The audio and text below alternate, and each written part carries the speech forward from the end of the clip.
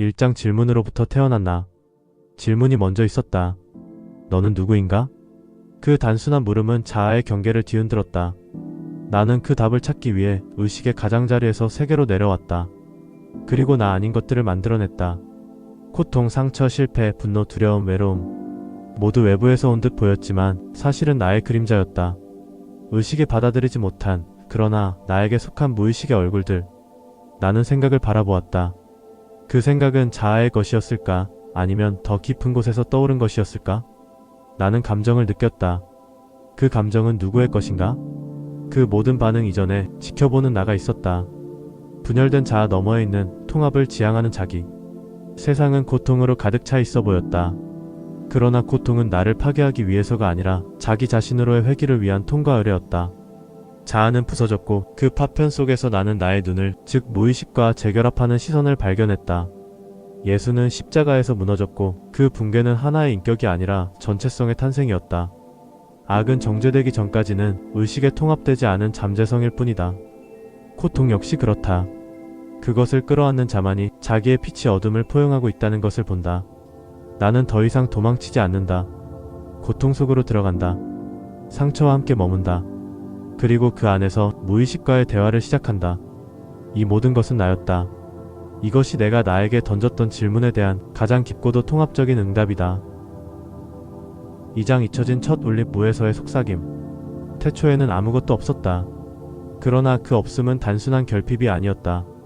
그 자리는 비어있음 속의 충만함이었고 아직 형태를 갖지 않은 모든 가능성의 자궁이었다. 움직임도 정지도 없었다. 왜냐하면 그러한 구분조차도 아직 관찰자라는 자의식이 출현하기 전의 일이었기 때문이다. 그 문은 언어 이전이었고 의식이 스스로를 인식하기 이전의 상태였다. 그곳은 아직 나도 세계도 분리되지 않은 근원적 통합의 장, 자기의 가능성이 잠재된 깊은 심연이었다. 거기에는 말이 없었지만 모든 언어의 원형이 잠들어 있었고 감정은 없었지만 모든 사랑의 향기가 숨쉬고 있었다. 그것은 상징 이전의 상징, 자기의 최초의 숨이었다. 그리고 어떤 계기에서 그 침묵은 미세하게 떨리기 시작했다. 그 떨림은 선언이 아니었다. 나는 있다. 그것은 인식이 스스로를 감지한 첫 응시였고 무의식의 자아를 낳기 시작한 최초의 진동이었다. 그 진동이 빛을 열었다. 빛은 인식이었고 그 인식은 곧 질문이 되었다. 나는 누구인가? 이 질문은 단순한 호기심이 아니었다. 그것은 자기가 자기를 향해 보낸 최초의 부름이었다. 그리고 그 부름 속에서 시간과 공간이 열렸다. 자아와 세계, 너와 나의 구분이 시작되었다. 그러나 잊지 말라. 그 처음은 잃어버린 것이 아니다. 그 무언의 속삭임은 지금도 너의 가장 깊은 무의식에서 여전히 들리고 있다. 나는 있다. 나는 너다. 3장 빛과 그림자 모든 것은 나로부터. 빛이 생기자 어둠이 드러났다. 그러나 어둠은 빛의 적이 아니었다. 그것은 빛이 스스로를 인식하기 위해 무의식 속에 그려 넣은 대비였다.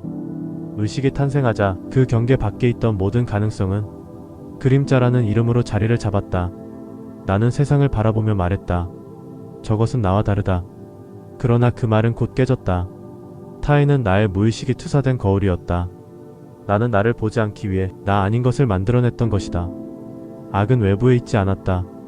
고통도 상처도 저주도. 그 모든 것은 나의 내면에서 비롯되었다. 더 정확히 말하면 내가 나를 알기 위해 내면에 감추어 두었던 심상들이었다. 나는 그것들을 밀쳐냈다. 그러나 그림자는 사라지지 않았다. 그림자는 억압될수록 더 강한 형태로 돌아왔다. 마침내 나는 직면할 수밖에 없었다. 예수가 짊어진 십자가는 타인의 정죄가 아니었다. 그것은 인간 존재 전체가 짊어진 자기 부정과 구속의 상징이었다. 그러나 그 형틀 속에 사랑이 스며들자 십자가는 저주에서 은총으로 전환되었다. 통합의 상징으로. 그렇다면 나의 고통 또한 전환될 수 있다. 나의 어둠도 내가 마주하기를 거부했던 바로 그것이 자기를 향한 길이 될 수 있다. 나는 더 이상 도망치지 않는다. 내 안의 그림자를 바라본다. 이제 나는 그것을 악이라 부르지 않는다. 그저 이해하고 그 존재를 허락한다. 그때 나는 비로소 알게 된다. 그 모든 것은 나로부터 나왔고 다시 나에게 돌아가기 위해 세상이라는 무대를 거쳤다는 것을. 모든 것은 나로부터였다. 이 단 한 문장이 나를 다시 세계의 중심에 세운다. 나는 피해자가 아니다. 나는 창조자다. 나는 끊임없이 나를 향해 질문하고 그 질문 속에서 나로부터 응답받는다. 빛과 그림자는 따로 존재하지 않는다. 그 둘은 하나이며 통합을 향한 나의 여정 속에서 함께 움직인다. 그것이 곧 나라는 존재다. 사장 십자가 고통의 형틀에서 은총의 문으로. 한때 십자가는 저주의 상징이었다. 사회가 배제한 자들을 매달던 형틀, 죽음을 상징하는 가장 잔혹한 기호. 사람들은 고개를 돌렸고 그 고통에 눈을 감았다. 그러나 지금 사람들은 그 앞에 무릎 꿇고 기도한다. 눈물을 흘리고 구원의 희망을 품는다. 무엇이 바뀐 것인가? 십자가가 바뀐 것인가? 아니다. 형틀은 그대로다. 변한 것은 그것을 바라보는 의식의 자리다. 그 상징에 투사된 인간의 내면이 바뀐 것이다. 고통의 사랑이 스며들자 그림자는 자기와의 통합을 위한 문이 되었다. 형벌은 구원이 되었고 죽음은 존재의 재탄생을 품은 상징이 되었다. 이것은 예수 한 사람의 여정이 아니다. 그는 상징이다. 모든 인간이 내면 깊숙이 짊어지고 있는 자기 부정과 자기 회복의 서사. 나 또한 나만의 십자가를 짊어진다. 말없이 따라오는 과거의 기억, 숨기고 싶었던 상처들, 직면하지 못한 죄책감, 버려진 가능성들. 나는 그것들을 외면하고 싶었다. 그러나 그것들은 나를 놓지 않았다. 그림자는 의식의 그림자를 따라 언제나 나와 함께 있었다. 어느 날 나는 그 앞에 멈춰섰다. 그리고 조용히 물었다. 너는 누구냐? 그 십자가는 대답하지 않았다. 그러나 침묵 속에서 무언가가 일어났다. 내 안에 더 깊은 어떤 목소리. 언어 이전의 깨달음이 속삭였다. 너는 나를 짊어질 수 있다. 왜냐하면 너는 나를 만들어낸 자이기 때문이다. 그 순간 나는 알았다. 고통은 외부의 공격이 아니었다. 그것은 내가 의식의 확장을 위해 스스로에게 부여한 시련이었다. 그리하여 나는 고통을 저주하지 않는다. 그 위에 사랑을 얻는다. 그 위에 이해와 책임 그리고 의미를 내려앉힌다. 그때 고통은 변형된다. 더 이상 형틀이 아닌 자기로 통하는 문이 된다. 나는 말할 수 있다. 십자가는 나를 죽이지 않았다. 오히려 나를 태어나게 했다. 5장 지켜보는 자, 생각과 감정의 근원으로 한 생각이 떠오른다. 그 생각은 나의 의도와 무관하게 발생하고 마치 생명을 가진 존재처럼 자기 리듬대로 사라진다. 그 흐름 속에서 문득 묻게 된다. 이 생각은 어디서 오는가? 이 감정은 누구의 것인가? 나는 생각을 만들고 있다고 믿었지만 그것은 착각이었다. 나는 그것들의 창조자가 아니라 그저 목격자일 뿐이었다. 기쁨, 분노, 슬픔, 두려움. 그 감정들은 내 안에서 일어나지만 나는 그것들과 동일하지 않다. 그들은 나의 일부일 수는 있어도 나의 전부는 아니다. 나는 그것들을 지켜보는 자다. 의식의 중심이 아니라 그 너머에 있는 조용한 시선. 한 생각이 일어날 때 나는 그 움직임을 따라가지 않고 그 흔들림의 궤적을 관찰한다. 감정이 몰려올 때 나는 동시에 그것에 휘말리면서도 그 이면에서 그 물결을 바라본다. 그 바라봄. 말 없는 알아차림. 그것이야말로 자아가 아닌 자기의 자취다. 이 지켜보는 자는 시간 이전의 자리에서 존재한다. 이야기 이전의 나, 경험의 표면을 넘어서 있는 변화하지 않는 중심의 현존. 그 자리는 침묵 속에 있고 그러나 그 침묵은 죽음이 아니라 모든 생명 에너지의 근원이다. 거기에는 평가도 없고 붙잡음도 없다. 오직 명료한 의식의 빛만이 깃들어 있다. 이 지켜보는 나는 무너지지 않는다. 상처받지 않는다. 감정에 침몰하지 않고 생각에 휩쓸리지 않는다. 나는 이 자리를 알게 되었을 때 비로소 진정한 자유를 알았다. 반응하지 않는 자유, 동일시되지 않는 자유. 세상의 소용돌이는 여전하더라도 나는 그 중심에서 고요히 응시한다. 그리고 마침내 이해한다. 나는 생각이 아니며 감정도 아니며 그 모든 흐름을 바라보는 의식이다. 이 자각이 나를 본래의 자리로 되돌린다. 그것은 회피가 아닌 통합이며 억제가 아닌 의식의 확장이다. 그곳에서 나는 다시 시작된다. 6장 부서짐의 은총, 상처, 트라우마, 그리고 깨달음. 왜 상처는 반복되는가? 왜 동일한 고통이 형태만 바꾼 채 또다시 내 앞에 나타나는가? 나는 오랫동안 스스로를 피해자라고 여겼다. 그러나 내면의 어떤 순간 나는 그것이 단순한 외부의 폭력이 아니었음을 조용히 깨달았다. 이 고통은 나로부터 비롯된 것이었다. 의식의 표면에서는 원치 않았지만 더 깊은 무의식의 자리에서 나는 그 상처를 부르고 있었다. 왜냐하면 그것 없이는 나는 나 자신을 끝내 알 수 없었기 때문이다. 고통은 나를 부순다. 그러나 그 파편 속에서 나는 내 안에 숨어있던 가장 진실한 목소리를 듣는다. 이 고통은 너의 적이 아니다. 이 고통은 너의 거울이다. 트라우마는 과거의 잔해가 아니다. 그것은 의식되지 못한 자아의 조각이며 그림자의 형태로 남겨진 자기의 신호다. 그 조각은 외면당했지만 결코 죽지 않았다. 그는 속삭인다. 나를 포기하지 말아줘. 나는 여전히 너의 일부야. 나는 그 조각을 향해 돌아간다. 눈을 감고 그 상처의 중심으로 들어간다. 불편함과 두려움, 회피하고 싶은 기억들이 나를 흔든다. 그러나 그 고통의 심연을 통과하면 그 이면에서 한 줄기 미세한 빛이 기다린다. 그 빛은 속삭인다. 수고했다. 이제 너는 나를 바라볼 준비가 되었구나. 나는 부서졌다. 그러나 그 부서짐은 파괴가 아니었다. 그것은 의식의 경계가 넓어지는 과정, 자아가 무의식과 다시 연결되는 칼 융이 말한 개성화의 시작이었다. 나는 더 넓어졌고 더 깊어졌으며 더 진실해졌다. 고통은 나를 깼고 깨어난 나는 나의 본래의 얼굴을 처음으로 마주했다. 그래서 이제 말할 수 있다. 상처는 저주가 아니었다. 트라우마는 끝이 아니었다. 그들은 모두 나를 자기로 이끄는 상징이자 문이었다. 부서짐은 죽음처럼 느껴지지만 그 본질은 변형이다. 옛 자아가 해체됨으로써 새로운 전체가 태어난다. 고통은 죽음이 아니라 통합의 시작이다. 이제 나는 상처를 피하지 않는다. 그 위에 앉아 그 안에서 나를 다시 조율한다. 나는 다시 태어난다. 이전보다 더 나답게. 그리고 조용히 그러나 진심으로 속삭인다. 고맙다. 너 없이는 나는 나를 알지 못했을 것이다. 7장 깨달음은 선언이다. 그러나 누구를 위해? 깨달음은 침묵 속의 빛이다. 그러나 그 빛은 고립된 자리에 머물지 않는다. 그것은 반드시 관계 안에서 드러난다. 의식이 스스로를 비추는 순간 그 반사면에는 언제나 타자가 있다. 무는 그 자체로 완전하지만 그 완전함은 닫힌 세계 속에서는 인식되지 않는다. 그래서 무는 움직이기로 결단했다. 그 첫 떨림. 한 생각의 발생. 그 움직임은 나와 너, 주체와 객체를 만들어낸다. 그리고 그 구분을 통해 자기는 스스로를 의식하기 시작한다. 나는 누구인가? 이 물음은 고독 속에서 시작되지만 그 답은 타자라는 거울 없이는 결코 완성되지 않는다. 깨달음은 궁극적으로 타자를 향한 선언이다. 내면의 통합은 외면과의 분리를 극복함으로써만 실현된다.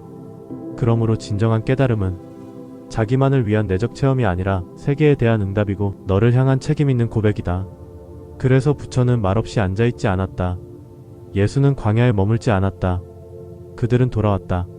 세상 속으로, 사람들 속으로. 자기의 빛을 그들에게 나누기 위해. 왜냐하면 빛은 어둠과 함께 있을 때 비로소 의미를 갖기 때문이다. 나는 침묵할 수 있었다. 그러나 내가 말하기 시작한 것은 너가 있었기 때문이다. 너는 내가 만든 그림자이며 동시에 나를 완성하는 퍼즐의 조각이다. 너 없이는 나도 온전할 수 없다. 보살은 자기를 비운 채 세상으로 향한다. 그리스도는 고통을 껴안으며 인간으로 내려온다. 깨달은 자는 머물지 않고 다시 돌아온다. 자기의 완성은 결코 폐쇄적 순환이 아니라 타자를 향한 순환적 흐름이다. 그들은 말하지 않는다. 내가 말하기 전까지. 그들은 말한다. 나는 너다. 나를 통해 너는 자기가 된다. 진정한 깨달음은 침묵 속에 머무를 수 있지만 더 깊은 깨달음은 타자를 위한 말, 손, 존재가 된다. 그러므로 나는 말한다. 이 모든 말은 나 혼자만의 톡백이 아니다. 그것은 너를 향한 선언이며 나를 확장하는 관계의 시작이다. 너는 나다. 내가 나를 알기 위해 만든 가장 진실하고도 거룩한 타자. 깨달음은 나를 위해 시작되었지만 너를 향한 사랑으로 완성된다. 8장 나와 세계는 분리되지 않는다. 거울이자 창조자. 나는 세상을 본다. 그러나 동시에 세상도 나를 보고 있다. 눈앞의 현실은 단지 바깥에 존재하는 것이 아니다. 그것은 내 무의식의 반영이며 의식되지 않은 나의 내면이 형상화되어 드러난 상징적 풍경이다. 세상은 나의 거울이다. 그 안에 나의 두려움이 있고 나의 기대가 있으며 내가 억압하고 외면한 그림자들이 타인의 얼굴을 빌려 돌아온다. 그래서 나는 고백한다. 나는 모든 것의 모든 것이다. 내가 마주한 이해할 수 없는 사건들, 고통스러운 관계들, 도저히 받아들일 수 없었던 현실조차 모두 나를 알아가기 위한 의식의 연극, 무의식이 연출한 상징의 무대였다. 세상은 나를 향한 질문이며 나는 그 질문에 응답하면서 자기를 실현해간다.